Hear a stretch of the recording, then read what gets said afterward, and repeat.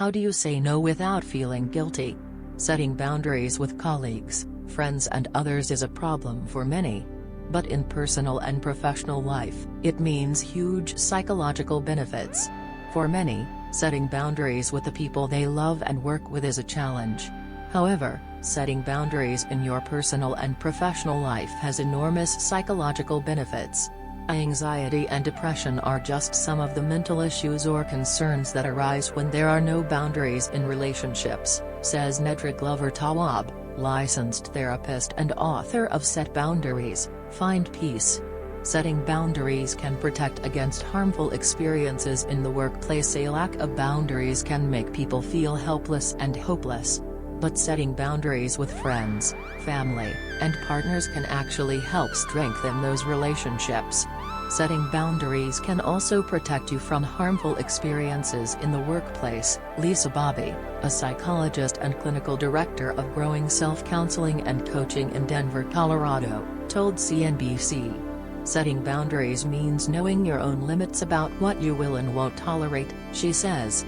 This is important because it is the first step in protecting yourself from experiences that would be harmful to you if you allowed them to happen. How to set boundaries in everyday life. Learn to put your needs first. Telling people what you need can also lead to a greater sense of power and control over your own life experience.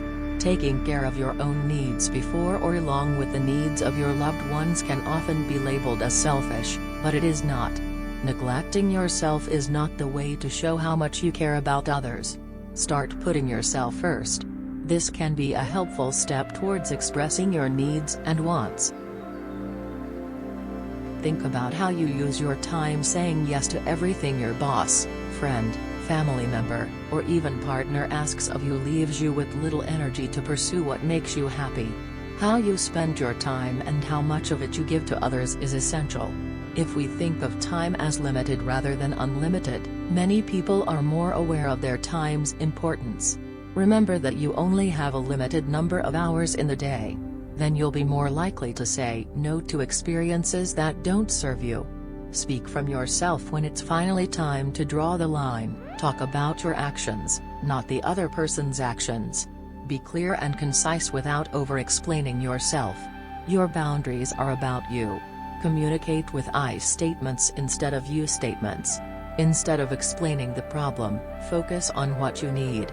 For example, instead of telling your friend not to talk about a certain topic in front of you, tell them that it is unhealthy for you to engage in conversations about that topic.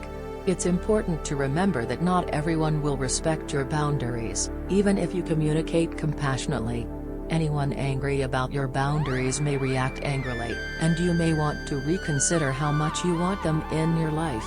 People will either understand that a relationship with you requires a certain level of respectful behavior from them, or those relationships will end and you will have room in your life for healthier relationships.